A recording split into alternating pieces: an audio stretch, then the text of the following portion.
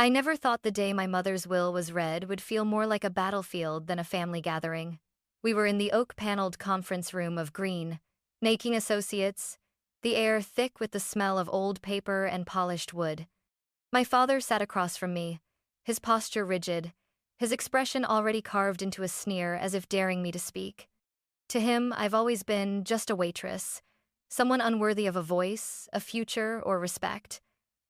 My brother Ryder leaned back beside him, wearing that smug half-smile he'd perfected since high school. When I opened my mouth to speak, my father's voice sliced through the room.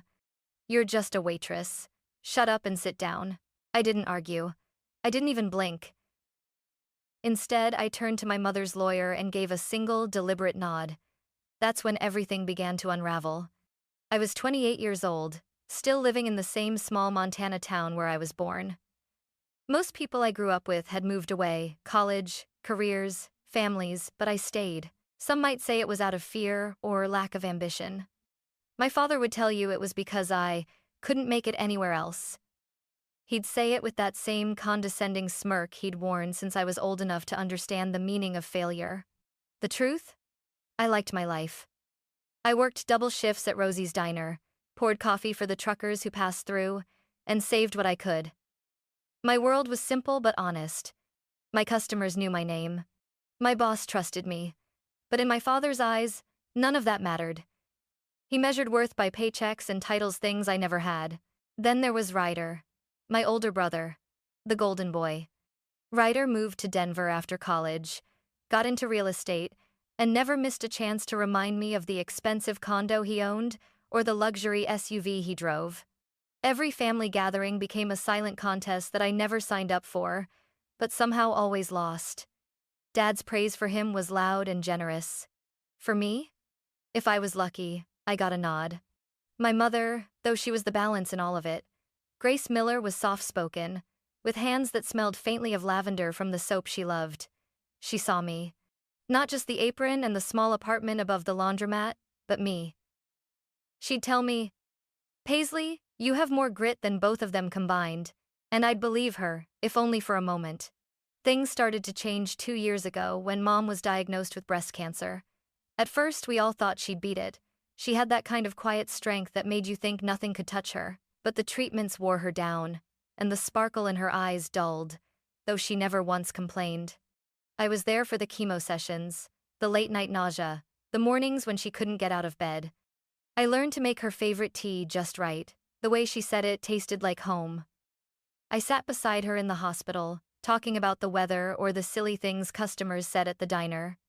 Anything to keep her mind off the pain. Dad came when he could fit it in, always glancing at his watch, as though sitting with his dying wife was stealing time from something more important. Ryder visited twice, both times snapping photos for Facebook with captions like, "Cherish your loved ones." The comments poured in, calling him a devoted son, but I saw the truth. And so did Mom. One night, when it was just the two of us, she looked at me with eyes that had grown tired but not dim, and said, "You'll understand someday why I've made certain arrangements." At the time, I didn't know what she meant. But sitting in that conference room on the day of the will reading, I realized I was about to find out. When Mom's cancer came back after her second round of treatment, it was like watching a slow-moving storm roll across the plains, inevitable, unrelenting, and impossible to stop. The doctors spoke in clinical terms about aggressive recurrence and limited options, but all I heard was a clock ticking louder than it ever had before. I cut my hours at Rosie's Diner so I could be with her more. My savings dwindled, but I didn't care. Every extra minute I could sit by her hospital bed, read to her, or just hold her hand felt like gold slipping through my fingers. Dad still came, but it was all surface-level concern, asking about her medication schedule in front of the nurses, then retreating to the hallway to take calls. His voice was louder there, sharper, like the way he talked to contractors or clients. I overheard him one afternoon telling someone, "She's not going to last long. We'll need to get the house appraised."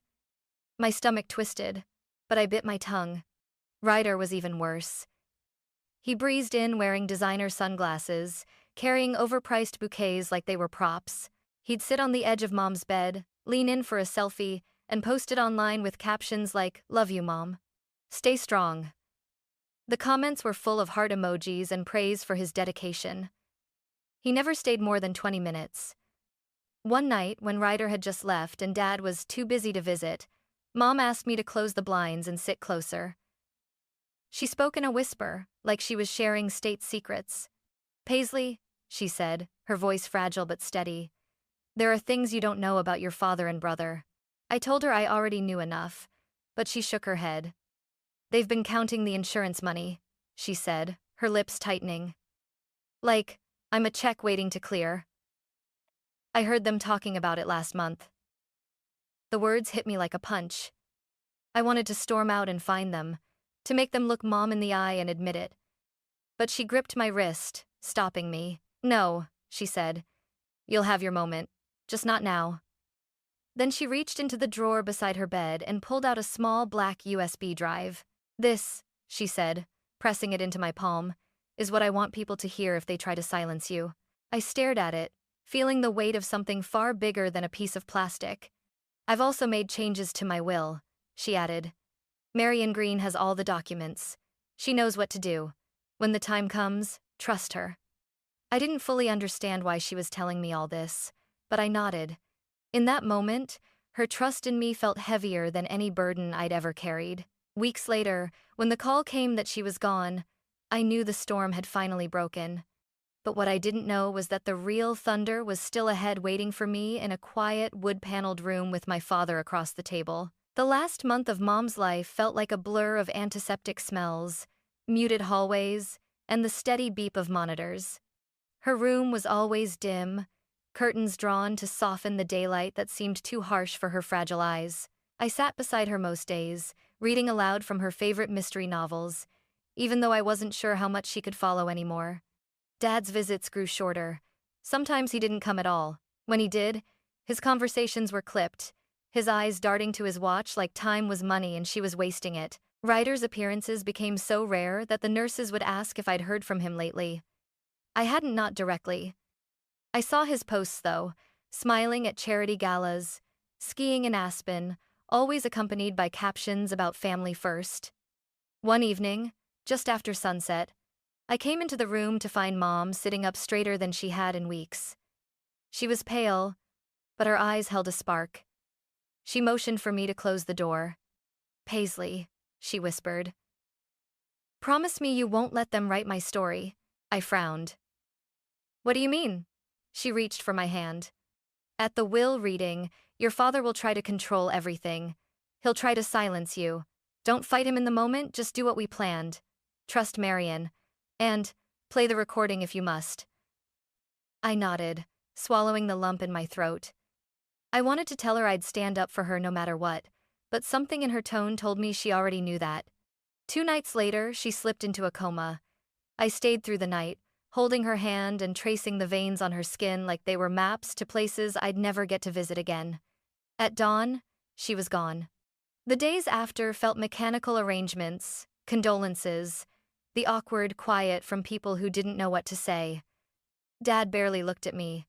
Ryder only texted once, "See you at the reading." I spent the night before the will reading sitting at my kitchen table, the USB drive on the wood in front of me like a loaded weapon. I thought about plugging it into my laptop, just to hear what Mom had said, but I didn't. A promise is a promise. When morning came, I put on my plain black dress, tied my hair back, and slid the USB into my purse. Outside, the wind was sharp, the kind that carries dust across the road like a veil. It felt fitting, like the air itself knew a reckoning was coming. By the time I walked into the oak-paneled conference room at Green, N. Associates, Dad and Ryder were already there, seated like kings at the head of the table. Marion sat at the far end, her briefcase closed, hands folded, eyes calm but unreadable. I took the chair opposite my father. He didn't greet me. He just smirked like he already knew the ending to a story I hadn't even begun to tell. Marion cleared her throat, her voice carrying just enough weight to pull the room into silence. "We're here to read the last will and testament of Grace Miller." I folded my hands in my lap, my fingers brushing against the USB in my purse. The weight of it was constant, like a heartbeat. Dad leaned back in his chair, arms crossed, looking every bit the man in control. "Let's not drag this out," he said. "We all know what it's going to say." Ryder chuckled, low and smug. "Yeah, Marion. Skip to the part where Dad and I take care of the estate. No offense, Paisley." His eyes lingered on me, sharp with mockery. I didn't answer. My gaze stayed on Marion, who gave me a barely perceptible nod, as if reminding me we were still on track. Marion began reading the legal preamble formal language, dates, witness statements. My father drummed his fingers on the armrest, impatient. I could see Ryder scrolling through his phone under the table. When she reached the section about personal statements from the family, I shifted in my seat. "I'd like to say a few words before we continue." The air seemed to freeze. Dad's eyes snapped to me, hard and cold. "No. You're not speaking here." I straightened my back. "It's about Mom." He leaned forward, his voice low but razor sharp. "You're just a waitress." "Shut up and sit down." Heat flooded my face, but my voice stayed even. "I have as much right to speak about her as anyone in this room." Ryder smirked. "Come on, Paisley. Don't make this weird. Let's just finish up. You can write a Facebook post later or something." For a moment, I thought about pushing back, about letting years of swallowed words pour out. But then I remembered Mom's voice in that dim hospital room. "Don't fight him in the moment. Just do what we planned." I closed my mouth. My silence seemed to please them. Dad settled back, smug again, as if he'd won something. But under the table, I slid my hand to my purse, feeling the edge of the USB. I caught Marion's gaze and gave her the smallest nod. Her lips pressed together, not in disapproval, but in a quiet readiness. She turned the page in her folder and said, "Before we proceed to the distribution of assets, there's an addendum we need to address, one that Mrs. Miller specifically requested be heard aloud in the presence of all beneficiaries." Ryder stopped scrolling his phone. Dad's drumming fingers stilled. Marion glanced at me. I reached into my purse and set the USB on the table. Its small black shape seemed to grow heavier with the weight of the room's attention. "This," I said, quietly, "is Mom's voice, and she wanted you both to hear it." I pushed the USB toward Marion. She took it without hesitation, sliding it into the small speaker device she'd placed beside her legal folder. The soft click of the port locking in seemed louder than it should have been. The screen on the speaker lit up. Marion pressed play. At first, there was only the faint rustle of movement paper, maybe, or fabric. Then my mother's voice filled the room. "This is Grace Miller," she began. Her tone was calm, deliberate, the way she used to speak when she wanted you to really listen. "If you are hearing this, it means I am no longer here to say these words myself." Dad shifted in his chair, his jaw tightening. Ryder leaned forward, his brow furrowing. "I have spent my life in this family," Mom continued, "loving 2 children and sharing a home with a man I once believed I knew. But in my last year, I learned hard truths about both my husband and my eldest son, Ryder." The room was still except for her voice. "I know you spoke about me as if I were already gone. I know you discussed the insurance payout and how it would be divided. You spoke about it not with grief, but with anticipation." Dad's hand gripped the arm of his chair. "This is out of context," he muttered. Mom's voice didn't pause. "I want everyone here to know that while my daughter Paisley may not have the titles or the income you value, she has been my anchor. She was by my side for every treatment, every sleepless night, every moment I needed someone to hold my hand. She is the one I am most proud of." My throat tightened, but I kept my eyes on the table.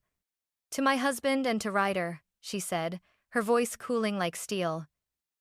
"You will receive nothing from my estate. I have amended my will so that my home, my accounts, and my insurance will go solely to Paisley. This is not done in spite, but in justice. You did not value me when I lived. You will not profit from my death." Ryder's face reddened. "This is ridiculous." Marion held up her hand. "Let the statement finish." The recording ended with Mom's voice softening again. "Paisley, my love, live your life free of their judgment. And remember, if there is another life, I would still choose to be your mother." Silence followed, heavy and thick. When Marion removed the USB, the room felt smaller, as if the walls had moved in. Dad's face was pale. Ryder's leg bounced under the table. Neither of them looked at me. Marian set the USB gently on the table between us. "Now," she said, her voice steady, "we will move on to the reading of the revised will." Marian didn't waste time. She adjusted her glasses, opened a slim leather folder, and began to read. "This is the last will and testament of Grace Miller, drafted and notarized on the 14th of March, in the presence of 2 legal witnesses." Her voice was precise, each syllable a nail in the coffin of my father's confidence. Clause 1. All outstanding debts and medical expenses shall be paid from my estate prior to distribution. Clause 2. My primary residence at 418 Willow Creek, valued at $420,000, is to be transferred in full ownership to my daughter Paisley Miller. Dad leaned forward abruptly. "Hold on, that's the house. Our house." Marian didn't acknowledge him. Clause 3. The contents of all bank accounts held solely in my name, totaling $212,000, will be transferred in full to my daughter Paisley Miller. Ryder's chair screeched against the floor. "This is insane. She can't do that. I'm her son too." Marian's gaze didn't waver. Clause 4. The beneficiary of my life insurance policy, in the amount of $1 million, has been changed from John Miller to my daughter, Paisley Miller. The air seemed to implode. My father's face went red, a vein standing out at his temple. Ryder's mouth fell open, then snapped shut as if he couldn't decide whether to scream or swear. Dad finally exploded. "This is fraud. She was sick, she didn't know what she was signing. Paisley manipulated her." I felt the heat of his words but kept my hands folded, my voice calm. "Everything Mom did was her choice. She knew exactly what she wanted." "Lies," Ryder spat, pointing at me. "You were there every day, whispering in her ear, poisoning her against us." Marian closed the folder, her voice like steel. "The will was witnessed by 2 independent parties and notarized. All legal requirements were met. If you wish to contest, you will find it a costly and public process, Mr. Miller." Dad's chair scraped loudly as he shoved it back, standing so fast it nearly toppled. "I will drag this through every court in Montana if I have to." "Go ahead," Marian replied evenly. "The recording you just heard will be entered as evidence."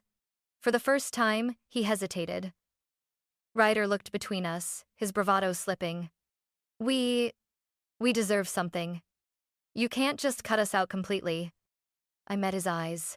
"You already did that yourselves when you treated her like a bank account instead of a person." The room fell into a tense, almost suffocating silence. Outside, I could hear the faint hum of traffic, the distant bark of a dog, mundane sounds that felt out of place in a moment this sharp. Finally, Uncle Grant, Mom's older brother, who had been silent until now, spoke. His voice was low but carried weight. "John, Ryder, you should be ashamed. Grace was my sister. I saw how Paisley took care of her when you wouldn't lift a finger. This will is fair." Dad glared at him. "Stay out of it." Grant stood, his chair legs grating across the wood floor. "No, I won't. You've been a selfish man for as long as I've known you. And Ryder, you've learned all the wrong lessons from your father. If you had any decency, you'd walk out of here quietly and let Paisley honor her mother without your bitterness poisoning it." Ryder's face flushed deep crimson. "This is a joke." He looked at me, eyes narrowed. "Enjoy playing queen of the house until the tax bill hits." I didn't answer. There was nothing left to say that Mom hadn't already said for me. Dad grabbed his coat, muttering curses under his breath. Ryder followed, slamming the door hard enough to rattle the glass in the conference room windows. When they were gone, it felt as if the pressure in the room finally eased. Marian closed the folder and slid it toward me. "It's done," she said. "Everything is yours now. Grace wanted you to have the security she never did." I nodded, my throat tight. "She gave me more than security. She gave me her trust." Grant put a hand on my shoulder. "And you honored it today." For a moment, I let myself breathe. I could almost hear Mom's voice in that quiet, steady, warm, and proud. And I realized that this, more than the house or the money, was the real inheritance she'd left me. When the door slammed behind Dad and Ryder, the silence felt heavier than any shouting could have been. I sat there, my hands still on the edge of the table, as if letting go would make the whole moment collapse into some sort of dream. Marian began gathering her papers, methodical and calm, but she glanced at me. "They'll make noise for a while," she said. "Threaten lawsuits, try to intimidate you. But the will is airtight, you're protected." I nodded, though my stomach still churned. "They won't forgive this." Grant gave a low snort. "They don't need to. Let them stew in their own bitterness. Your mother saw who you really are, and that's what matters." As we walked out into the hallway, I caught snippets of hushed voices from the small group of relatives who'd been waiting outside. Some eyes were sympathetic, some curious, and a few looked downright uncomfortable, as if knowing the truth about Dad and Ryder had spoiled some long-cherished illusion. "She left everything to Paisley," someone whispered. "Well, after what those two did, I don't blame her," another murmured back. I kept my eyes forward, refusing to let their words stick. Outside, the late afternoon light was fading, painting the parking lot in shades of gold and shadow.